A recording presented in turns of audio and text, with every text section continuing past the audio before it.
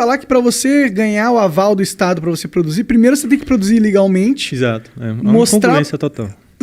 Mostrar para eles, Não, ó, pera aí, isso é verdade? Infelizmente é. Que viagem, cara. foi o que falaram, você tem que produzir ilegalmente, aí você mostra, você manda a prova de que você produziu ilegalmente, fala E que funcionou. E pra quem que você manda? Na verdade, você vai ter um acompanhamento médico, né? E aí o médico não vai te recomendar fazer isso, mas você decidiu fazer isso e está usando. Você só informou ao médico. E aí o médico viu que está funcionando, ele vai atestar também no relatório que você está usando a medicação, ela é adequada, você está conseguindo extrair e ela está sendo eficaz. Né? Então aí com esse aval técnico do médico, você vai tentar com o seu advogado o direito judicial de você comercializar e plantar o seu remédio. Né? E é fácil conseguir esse direito? Não é muito.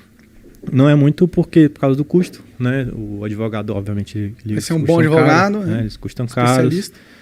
E a questão do custo estrutural da coisa também, né? Você plantar assim, por mais que você consiga plantar no seu jardim e tal, você precisa de um rigor técnico, né? De uma coisa assim que vai ter um gasto financeiro que muitas das vezes a população não tem, né? Então, não é um caminho ideal, digamos assim, porque você não dá para comparar um óleo que você fez no seu fogão, na panela, com um óleo que foi feito na indústria, com todo um rigor de qualidade, né, de máquinas especializadas. Então, são dois óleos totalmente diferentes. Mas não é difícil, tecnicamente, fazer isso. Então, uma pessoa consegue fazer, só que não com a mesma qualidade de uma Entendi. indústria. Com certeza tem uma contraindicação. Tem. Não tem? Quais são que acho que vocês já identificaram? Existem contraindicações principalmente em grupos de risco, né? Então, e principalmente ligado a alguns canabinoides, sobretudo o THC, né? Então, o THC, por ser um componente psicoativo da planta, né, que provoca esses efeitos mentais, a gente tem que ter um pouco de parcimônia, tanto em dose, né, quanto em alguns grupos de risco, né? Principalmente o quê? Os psicóticos. Então, o paciente que tem uma tendência a usou cannabis e ficou agitado, ou então tem doenças como esquizofrenia, paranoia delirante, enfim. Ele não é indicado que ele use o THC, porém ele pode usar o CBD. Né? Então, por exemplo, gestantes também. É muito controverso ainda, tem muito pouca literatura para poder afirmar que é seguro o uso em gestante. Né? Então, para a gente usar qualquer coisa em gestante e em criança, a gente precisa ter um respaldo de que realmente a coisa é segura. Então, gestante e criança você vai usar se realmente o benefício for muito superior ao possível risco, né? E que é rotineiro de acontecer. Então, eu tenho casos de gestantes que usam, de crianças, diversos casos que usam, entendeu? Mas não é geralmente a primeira opção que você vai tentar. Você vai tentar outras opções. Mas aí na criança eu imagino que seja o sem THC. Exato. Na criança, não é nem que é sem THC. Esse estudo, por exemplo, que eu citei no nosso, a gente vai usar THC, vai usar em criança, só que a dose é muito baixa. Entendeu? A dose é muito pequena. Aliás, esse lance da dose é muito importante, né? Porque a ideia de dar cannabis de forma médica não é de forma nenhuma deixar o paciente chapado. É muito longe disso, né? Na verdade, se você está tendo efeitos mentais, né, parecidos com o uso recreativo, é porque a dose provavelmente está errada. A gente tem que reduzir a dose. Então, a dose, ela é, na verdade, a menor dose eficaz possível. Né? Então você vai tentar trabalhar sempre com uma dose que esteja funcionando, mas que não provoque nenhum tipo de efeito colateral.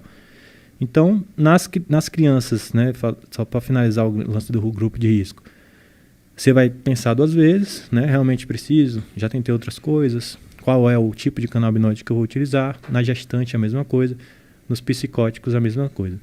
Tirando daí, cara, é muito difícil você ter problema com cannabis, né, porque assim, você até pode ter um efeito colateral. O vovô ficar um pouco esquecido, dependendo da dose. Mas é só você reduzir essa dose que o efeito passa. Então não tem nenhum tipo de efeito irreversível. Não tem nenhuma morte documentada no mundo por overdose de cannabis. Então, você não consegue hoje chegar na farmácia, se você entrar na farmácia de olho fechado, escolher um remédio, tomar a caixa inteira, com certeza você vai para o hospital. Isso não acontece com cannabis. Entendeu? Então isso é muito, muito, muito relevante.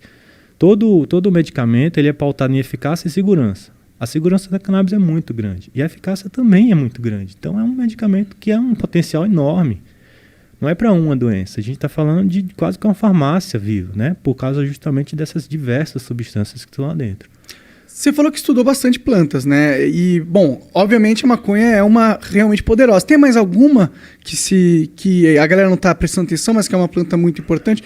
Eu sei que uma vez eu estudei sobre uma chamada Kraton, que é uma planta da... Acho que é da Indonésia, cara. Que é um negócio que eles usavam para os escravos lá, para eles ficarem mais tranquilos. Eu tomei, inclusive, não gostei muito. Mas é um negócio que te dá uma aliviada na ansiedade, assim, pra ser sincero. Mas é muito nojento, dá vontade de vomitar. Sim. Cara, existem diversas plantas. Na verdade, assim, se você for na literatura lá chinesa, que a gente começou aqui falando, desde 1500, ele já tem um catálogo com mais de 1000 plantas com propriedades medicinais. Né? Se a gente for para a Indiana, é a mesma coisa, para Egito é a mesma coisa. Agora, quando a gente vem para o Brasil, a lista de plantas medicinais, né, autorizadas pelo SUS são 71, cara. Então isso é incongruente, entendeu? O Brasil tem a maior biodiversidade do mundo. Amazônia, caralho, era pra ter, só lá tem 3.000 plantas medicinais. O potencial é enorme. A gente não está explorando nem perto de 1% do nosso potencial de medicamentos, de plantas. E o que é que a gente está fazendo? Vem destruindo a nossa reserva, destruindo a nossa floresta, destruindo o índio, que é o que entende da planta, que é o que vai passar para a gente qual é a planta que funciona, em quê.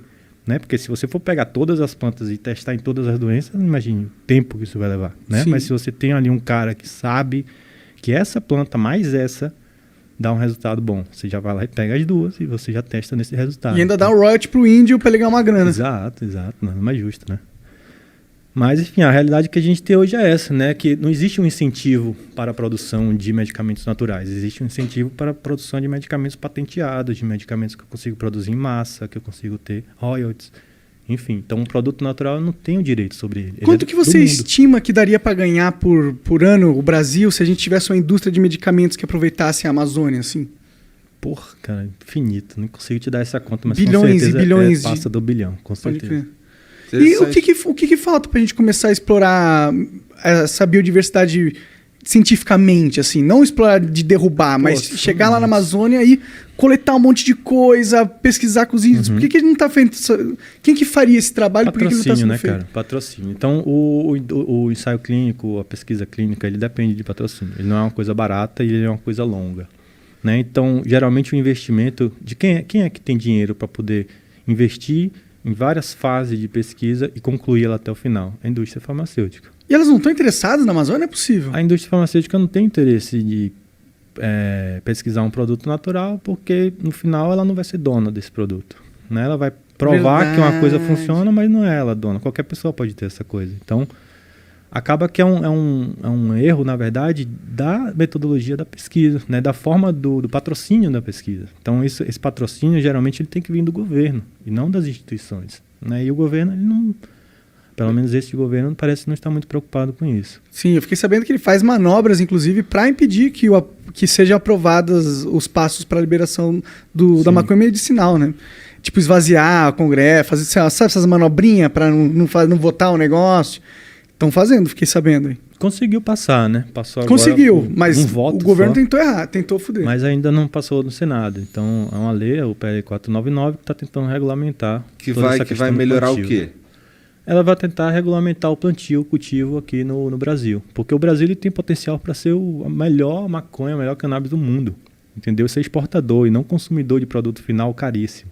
Então, hoje o óleo que a gente compra, que sei lá, custa 50, 100 dólares, a gente poderia produzir aqui, poderia fomentar a nossa economia, né? Poderia desenvolver aqui centros de tecnologia, de produção, de farmácia viva e exportar para o mundo. Não importar um produto final, entendeu? Entendi. Tu estava falando também que tem várias coisas que influenciam na planta. Se você plantar ela aqui sei lá, e aqui tem uma terra e eu planto ela aqui tem uma outra terra, elas vão ter coisas diferentes. Esse estudo é muito legal. É um estudo que pegou uma mesma strain, uma mesma espécie, e plantou em diversas localidades do mundo.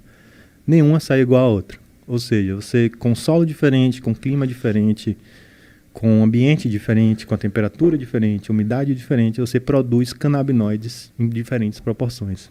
Entendeu? Então, você ter o controle disso, técnico, é muito importante. Né? É nítido isso. A importância, a relevância disso até na eficácia final.